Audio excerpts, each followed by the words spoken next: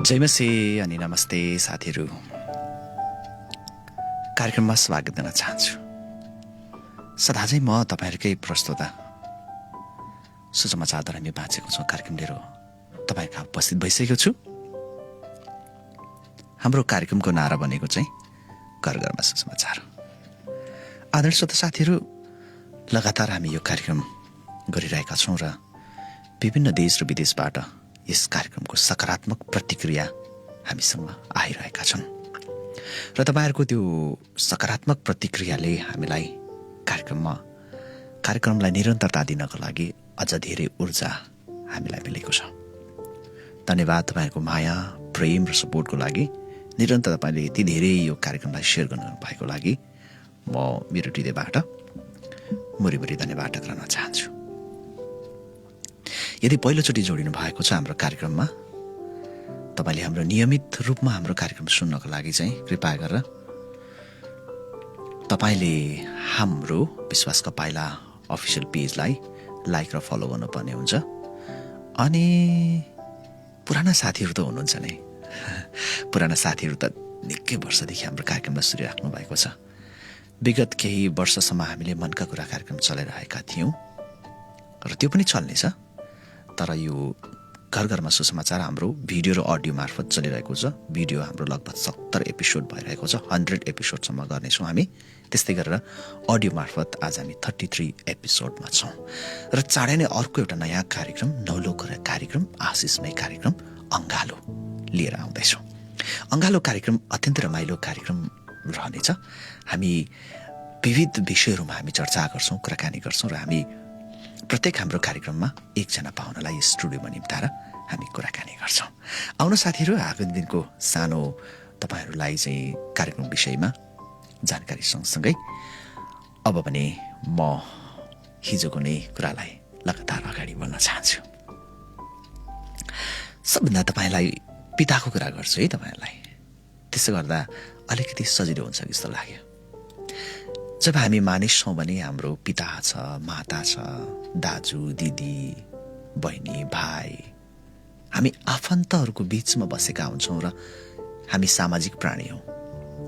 हामी जानवर होइनौँ, यसकारण हामी जङ्गलमा बस्दैनौँ। हामी गाउँमा बस्छौँ जहाँ मानिसहरूको बाक्लो बसोबासो गर्ने गर्छ। तपाईँ नै हामी पनि त्यो समाजबाट आएको हौँ अनि हामी सामाजिक प्राणी हौँ। त्यसैले हामीलाई समाजमा बस्न मनपर्छ।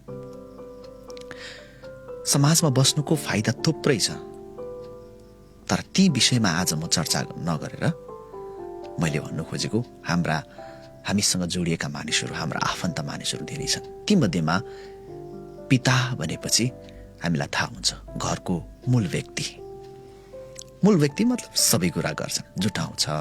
एउटा पिताले जुटाउने काम गर्छ, हुर्काउने काम गर्छ, परिवारको रक्षा गर्ने गर्छ, हेरचाह गर्ने गर्छ, सबै कुरा गर्छ।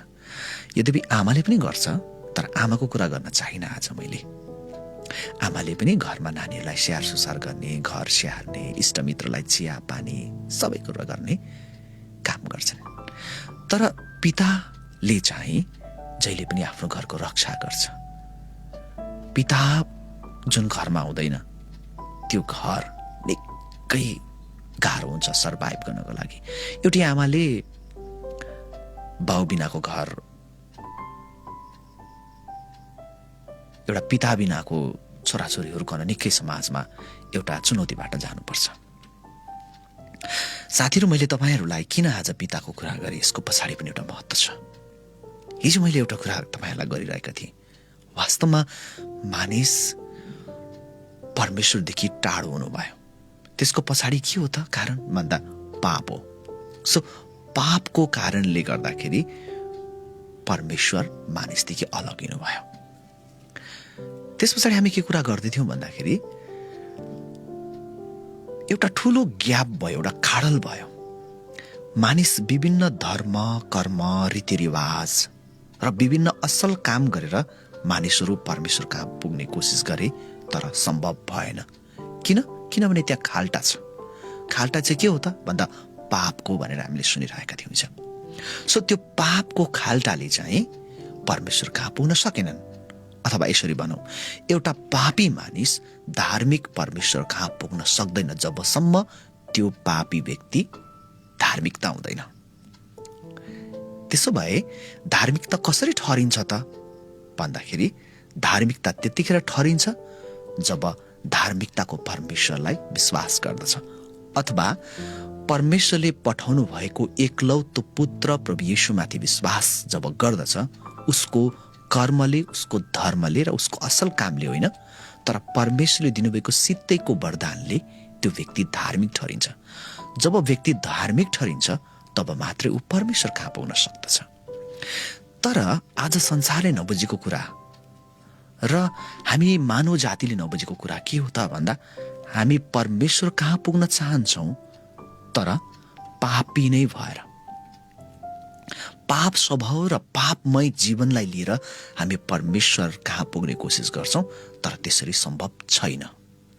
अनि मानिसले प्रयास चाहिँ नगरेको होइन है साथीहरू, मानिसले प्रयास नगरेको चाहिँ होइन। हाम्रा पुर्खाहरूले एक सत्य परमेश्वरलाई चिन्न, विश्वास गर्न र उनलाई आराधना गर्नको लागि कोसिस नगरेको चाहिँ होइन विभिन्न माध्यमबाट। अब त्यो गल्ती हो त म भन्न सक्दिनँ, तर ज्ञानको कमी चाहिँ हो। यदि यो गल्ती हो, परमेश्वरलाई खोज्ने तरिका गल्ती हो भनेको भए त उनीहरूले त्यो गल्तीलाई सुधारेर अर्को बाटो रोज्ने थियो नि त। तर उनीहरूलाई चाहिँ के सोचे भन्दा यही नै सही बाटो हो परमेश्वर कहाँ पुग्नको लागि। त्यसैले मानिसले चाहिँ के गरे त भन्दा विभिन्न माध्यमद्वारा परमेश्वर कहाँ पुग्ने कोसिस गरे, तर मानिस बीचमा नै पापको कारणले गर्दाखेरि धार्मिक परमेश्वरलाई देख्न सकेनन्। त्यसै कारणले गर्दाखेरि चाहिँ मानिस परमेश्वर कहाँ पुग्न असम्भव भयो। तर परमेश्वरले एउटा योजना बनाउनु भयो। अब परमेश्वरले योजना बनाउनु भयो भन्नुको मतलब, अब म तपाईँलाई पिताको कुरा जोड्छु है आज थोरै। अब त्यसो भए परमेश्वरले किन त्यस्तो योजना गर्नुभयो त मानिसको लागि? उहाँ त परमेश्वर हुनुहुन्छ। मानिस अनि परमेश्वरको बीचको खाडल जसको कारणले गर्दाखेरि एउटा पापी व्यक्ति परमेश्वर कहाँ नपुग्न सक्नुको कारण जब परमेश्वरले थाहा पाउनुभयो, तब उहाँले आफ्नो पुत्र प्रभु येशूलाई पठाउनु भयो भन्ने कुरा सुन्दै थियौँ हिजो हामीले। आफ्नो पुत्र प्रभु येशूद्वारा अब मानिसहरू सिधै परमेश्वर कहाँ पुग्न सक्दछन्। तर परमेश्वरले किन त्यो काम गर्नुभयो भन्ने आजको प्रश्नबाट कार्यक्रमभित्र पस्दैछौँ हामी। परमेश्वरले त्यो किन काम गर्नुभयो भन्दाखेरि, किनभने परमेश्वरले मानिसलाई बनाउनु भएको हो, अथवा यसरी भनौँ कि मानव जाति चाहिँ परमेश्वरको सृष्टि हो। अब परमेश्वरले संसारमा सबै कुरा सृष्टि गर्नुभयो, तर ती मध्येमा सबैभन्दा बहुमूल्य चाहिँ मानिस हो। कसरी?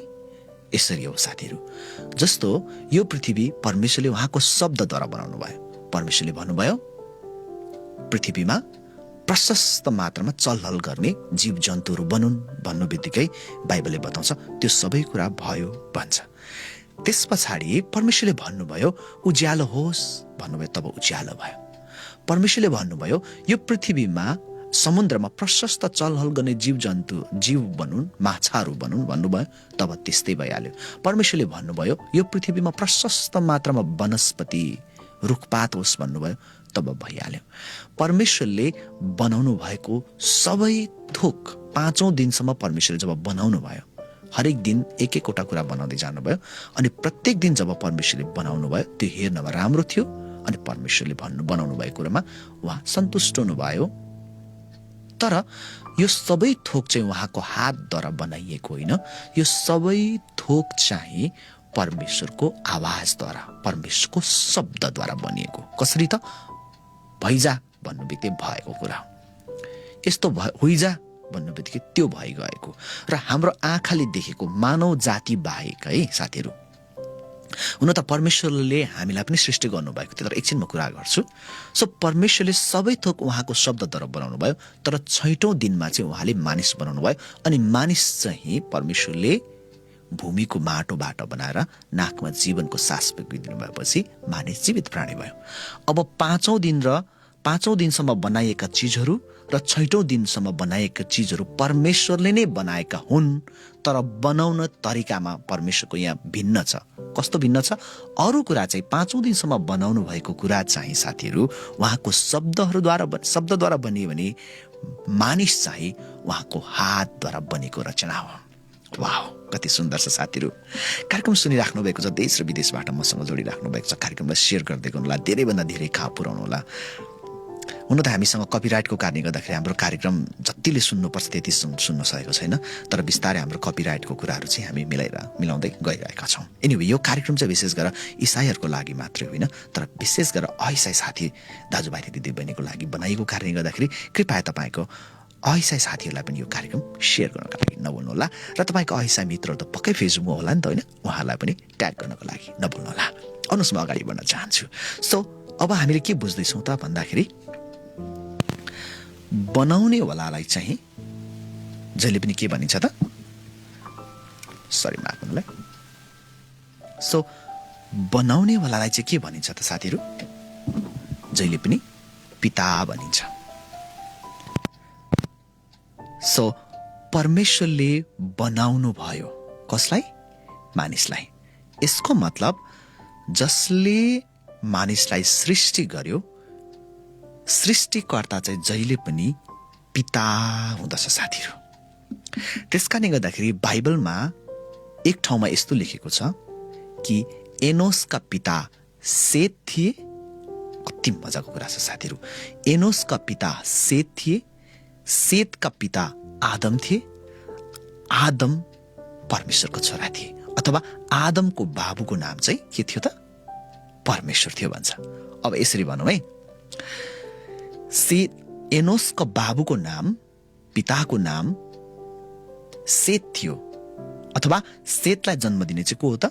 सरी, माफ गर्नु, एनोसलाई जन्म दिने को हो त? सेत हो। सो बाइबलले भन्छ सेतको पिताको नाम के हो त? आदम। मतलब सेत कहाँबाट जन्मियो त? आदमबाट। सो बाइबलले भन्छ आदमका पिता चाहिँ परमेश्वर थिए। मतलब आदमको जन्म कसले दिए त? कसबाट बनिए त? परमेश्वरबाट। यसको मतलब आदमको पिता को भन्यो भने चाहिँ परमेश्वर हो। अब कुरा आउँदैछ साथीहरू, यहाँनिर बुझ्दै हुनुहुन्छ होला आशा गर्छु साथीहरू। म ठ्याक्कै अहिलेसम्म हाम्रो 12 मिनटको समय सकिसकेको छ। म तपाईँहरूसँग 15-20 मिनटसँग बोल्नेछु। अब मसँग केही समय रहेको छ। आदरणीय साथीहरू, त्यसो भए मैले अघि पिताको कुरा गर्छु भन्दै थिएँ नि, अब म तपाईँलाई फेरि अघिको कुरालाई जोडेँ है त। यसरी भनेपछि परमेश्वरले मानिसलाई यति धेरै किन प्रेम गर्नुभयो त?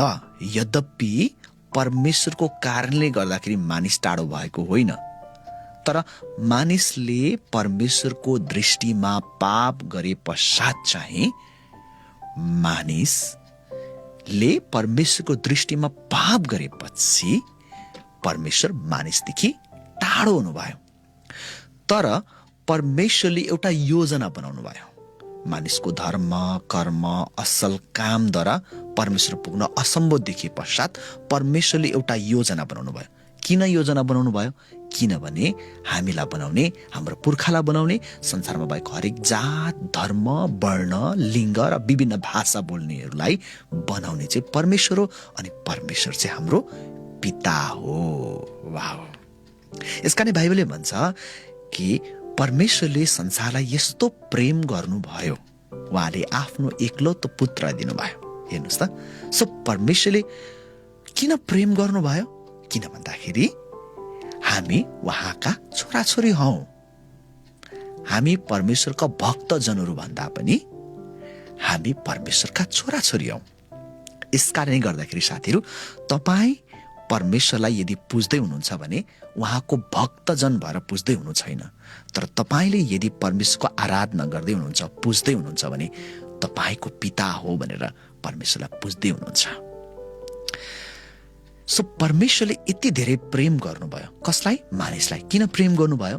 किनभने सबै मानिसहरू चाहिँ परमेश्वरका छोराछोरी हुन्।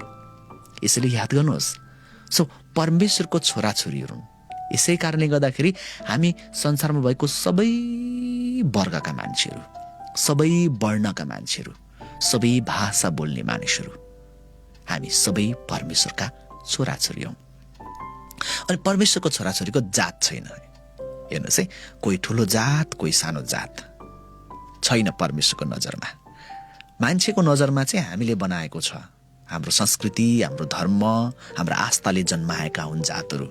तर जसको पनि खुन काट्यो भने मासु काट्यो भने रगत नै आउँछ। अलिकति उनीहरूको वर्ण, बोल्ने तरिका, भाषा र रङ भिन्न हुन सक्छ, तर सबै नै परमेश्वरका सन्तान हुन् साथीहरू। यसै कारणले गर्दाखेरि जब तपाईँले बाइबलमा हेर्नुभयो भने बाइबलमा सानो जात र ठुलो जात यसै कारण छैन, किनभने हामी सबै चाहिँ परमेश्वरका सन्तानहरू हौँ। सो किन परमेश्वरले योजना बनाउनु भयो भन्दाखेरि अब यहाँनिर कुरा आउँछ, किनभने परमेश्वर हाम्रो पिता हुनुहुन्छ। कसरी पिता बन्नुभयो? किनभने उहाँले हामीलाई सृजना गर्नुभएको, उहाँले हामीलाई सृष्टि गर्नुभएको। यस कारणले गर्दाखेरि साथीहरू, संसारमा बाँचुन्जेल र बसुन्जेल सायद हामी विभिन्न जातको होला, तर परमेश्वरको नजरमा हामी सबै एउटै जाति हौँ, उहाँको सन्तान हौँ। उहाँको राजकीय जाति पुजारीगिरी, छानिएको र चुनिएको भन्छ बाइबलले साथीहरू। यसै कारणले गर्दाखेरि साथीहरू, तपाईँ अनि हामी चाहिँ परमेश्वरको सन्तान हौ। उहाँ हाम्रो पिता हुनुहुन्छ। उहाँले हामीलाई प्रेम यसै कारण गर्नुभयो किनभने उहाँ हाम्रो पिता हुनुहुन्छ साथीहरू। आदरणीय श्रोता साथीहरू, आज मैले तपाईँहरूलाई पिताको कुरा किन गर्दैछु? किन भन्दाखेरि पिताले मात्रै आफ्नो पुत्रलाई प्रेम गर्न सक्दछ। अब बाइबलको एउटा चर्चित कथा तपाईँको अगाडि ल्याएर म कार्यक्रमबाट बिदा हुन चाहन्छु र जाँदा जाँदै हाम्रो कार्यक्रमलाई धेरैभन्दा धेरै पनि सेयर गर्नको लागि नभुल्नुहोला। एकजना बाबुको दुईजना छोरा हुन्छ अनि दुईजना छोरा मध्येमा एउटा कान्छो चाहिँले भन्छ बाबुलाई, बाउ म यो घरमा बस्दिनँ, मलाई बस्नु छैन, मलाई मेरो सम्पत्तिमा पर्ने मेरो भाग, मेरो हिस्सा मलाई देऊ, म यो घरमा बस्दिनँ, म परदेशमा जान्छु। पिता त हो, बाउको मन त हो। बाइबलले भन्छ उसले आफ्नो कान्छो चाहिँ छोरालाई उसको भागमा परेको, किन दुईजना दाजुभाइ छन् त, सो कान्छो चाहिँको भागमा परेको करोडौँको सम्पत्ति दिन्छ आफ्नो कान्छो छोरालाई, र कान्छो छोरो चाहिँ आफ्नो सम्पत्तिको भाग बोकेर परदेशतिर लाग्छ। अनि बाइबलले बताउँछ, यो कथाभित्र अत्यन्तै मजाको, यो उखानभित्र साह्रै मजाको कुरा छ कि ऊ चाहिँ परदेशमा जान्छ। त्यस पछाडि उसले त्यो देशमा मोज मजा गर्न थाल्छ, पार्टी रङ्गलियात भन्छ नि, त्यस्तामा आफ्नो पैसा सबै कुरा डुबाउँछ। त्यस पछाडि एक दिन उसको पैसा पनि सक्छ, उसले आफ्नो बाबुकोबाट ल्याएका हिस्साहरू पनि, आफ्नो हिस्सा, आफ्नो भाग पनि उसले सक्छ। त्यस पछाडि उसका साथीहरूले पनि छोड्छन्। अनि अर्को भनौँ न, एउटा अभाग्यवश भनौँ, सायद यो शब्द सही छ कि छैन, एनिवे बुझ्नका लागि मैले यो भाषा चलाएँ। के गर्छ भन्दाखेरि चाहिँ त्यो देशमा अनिकाल लाग्छ।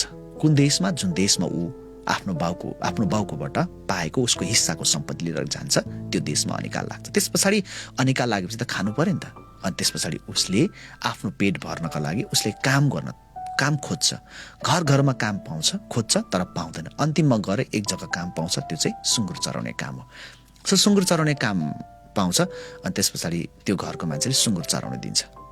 त्यस पछाडि बाइबलले लेख्दछ कि उसले चाहिँ एक दिन भोकले यति धेरै रन्थनियो कि उसले झन्डै सुँगुरको चारो खायो। सुँगुरको चारो झन्डै खायो उसले साथीहरू। यसको मतलब उसको मालिकले राम्रो खाना पनि दिन्थेन रहेछ, सायद होला। त्यसकारण उसले झन्डै सुँगुरको चारो खाने अवस्था, सुँगुरको चारो त खाएन तर चारो खाने अवस्थामा ऊ जब आइपुग्दाखेरि बाइबलले भन्छ उसको होस खुल्यो, उसको चेत खुल्यो। अनि उसले के भन्छ त, मेरो बाबुको घरमा, मेरो पिताको घरमा त नोकरहरूले पनि खाना फ्याँकी खान्छ मासु भात भनेर उसलाई त्यतिखेर त्यो कुरो याद आउँछ। अनि उसले भन्छ म अब मेरो पिताको घरमा फर्केर जानेछु र म भन्नेछु, हे पिता, तपाईँको विरुद्ध, स्वर्गको पिताको विरुद्ध र तपाईँको विरुद्धमा मैले पाप गरेको छु, मलाई क्षमा गर्नुहोस्, म तपाईँको छोरा भनिएको छैन भन्छ। त्यस पछाडि उसले त्यो जब निर्णय लिन्छ अनि ऊ तुरुन्तै त्यो छोडेर ऊ आफ्नो पिताको घरमा जान्छ साथीहरू। पिताको घरमा गएपछि उसले, बाइबलमा यति मजाको लेखेको छ, जुन दिनदेखि छोरा आफ्नो घरबाट निक्लेर गयो त्यसै दिनदेखि उसको बाउले छोरा कहिले फर्किन्छ आउँछ भनेर हेरिरहेको थियो। अनि परबाट आफ्नो झुत्रे झाम्रे छोरा जाँदा त राम्रो भएर गएको थियो, सम्पत्ति बोकेर गएको थियो, लाखौँको सम्पत्ति र भएर गएको, तर आउँदा त झुत्रे झाम्रे लुगा लाएर आउँछ, तर पनि आफ्नो पिताले चिन्छ साथीहरू। अनि बाइबलमा लेखेको छ, उसले आफ्नो छोरालाई अँगालो मार्छ पिताले र चुम्बन गर्छ र औँठी लगाइदिन्छ र भन्छ, मोटो पशु काट, किनभने हराएको छोरो आज फर्केर आएको छ। धुमधाम पार्टी हुन्छ किनभने छोरो फर्केर आएको छ। आदरणीय साथीहरू, छोरा चाहिँ फर्केको थियो नोकरको सोचले, तर बाउले उसलाई नोकर जस्तो उसलाई स्वागत गरेन। हो, उसले धेरै गल्ती गरेको थियो। हो, उसले थुप्रै पापहरू गरेको थियो। हो, उसले थुप्रै अधर्मको काम गरेको थियो। आफ्नो बाउको चित्त दुखाएको थियो, आफ्नो पिताको मन दुखाएको थियो, पिताको विरुद्धमा गरेको थियो। तर पिताले उसलाई नोकरको रूपमा अँगाल्छ। नोकरको रूपमा होइन, तर छोराको रूपमा अँगाल्छ। हराएको छोरो भेटाइएको छ, खुब खुसी हो, मोटो पशु काटेर पार्टी मनाऊ, बाजा गाजा हुन्छ, नाचगान हुन्छ, किनभने छोरा फर्केर आएको छ। साथीहरू, यहाँनिर यो उखानभित्र पिताको हृदयको विषयमा बताएको छ। आज तपाईँ नै हामी संसारमा पापको कारणले गर्दाखेरि आफ्नै पिताको घरबाट टाढो भएका थियौँ। हामी पिताको घरदेखि निक्लेर टाढो परदेशमा गएको जस्तो हाम्रो जीवनहरू कहाँ कहाँ पुगेको थियो। तर तपाईँलाई थाहा छ, जुन दिनदेखि हामी परमेश्वर पितादेखि टाढो भयौँ र परमेश्वरदेखि टाढो भएर बीचमा पापको कारणले गर्दाखेरि परमेश्वर कहाँ पुग्न सकेनौँ, तब परमेश्वर आफैले एउटा योजना बनाउनु भयो, आफ्नो पुत्र प्रभु यीशुलाई पठाउनु भयो। आदरणीय साथीहरू, तपाईँ नै हामी संसारमा हराएको थियौँ यो उडन्त पुत्र जस्तै। हामी बिग्रेको थियौँ, नासिएको थियौँ, हामीले मनपरी जीवन बिताएका थियौँ। तर यो समय हो तपाईँ अनि मलाई बनाउने परमेश्वर पिताको घरमा फर्कने समय हो।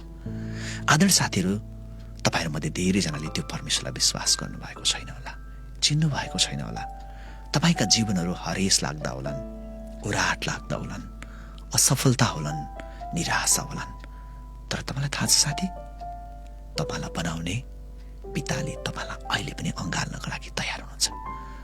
तपाईँ जत्तिकै बिग्रेको व्यक्ति किन नहोस्, तपाईँ जत्तिकै खत्तमै भन्छ नि हाम्रो नेपाली शब्दमा, खत्तमै व्यक्ति किन नहोस्, तपाईँलाई बनाउने अनि मलाई बनाउने पिता सधैँ तपाईँको बाटो फर्केर हेर्नुहुन्छ। सधैँ तपाईँ कहिले फर्किन्छ भनेर उहाँले हेरिरहनु भएको छ। त्यही नै हो पिताको हृदय। आदरणीय साथीहरू, जाँदा एउटा कुरा भन्न चाहन्छु, त्यो पितालाई तपाईँले विश्वास गर्नुभयो भने त्यो पिताले तपाईँलाई असाध्य प्रेम गर्नुहुन्छ, माया गर्नुहुन्छ, वास्ता गर्नुहुन्छ, अँगाल्नुहुन्छ। तपाईँका अधर्म, तपाईँका पापहरूलाई उहाँले क्षमा दिनुहुनेछ। हवस् त साथीहरू, यो मिठो सन्देशको साथमा आजको कार्यक्रमबाट बिदा हुन चाहन्छु। भोलि फेरि यस्तै नौलो र आशिषमय कार्यक्रमको साथमा ठिक भारतीय समयअनुसार 9 बजे र नेपालका साथीहरू 9:15 बजे र भुटानका साथीहरूले 9:30 बजे यो कार्यक्रम सुन्न नभुल्नुहोला। भोलि पनि म तपाईँहरूको बिचमा आउने बाचाको साथमा तपाईँहरूकै कार्यक्रमको प्रस्तुता म विजय सुब्बा यहाँबाट ओझेल हुन चाहन्छु। बाय, शुभरात्रि अनि गुड नाइट।